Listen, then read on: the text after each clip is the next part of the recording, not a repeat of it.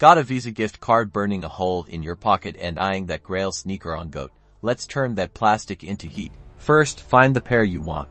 Make sure you know your size, then tap the buy button to get started. Select your size, and after that, you'll proceed to the checkout screen to enter your delivery information and billing details. Scroll down until you see the payment method section.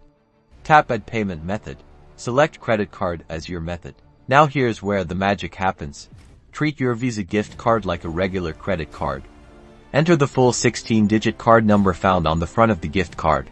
Next, carefully enter the expiration date and the CVV code, which you can find on the back of your Visa gift card. Now, carefully fill out the billing address using your billing address. This is important, and make sure all details are entered correctly. Once you've double-checked all the information is correct, tap the Pay Now button.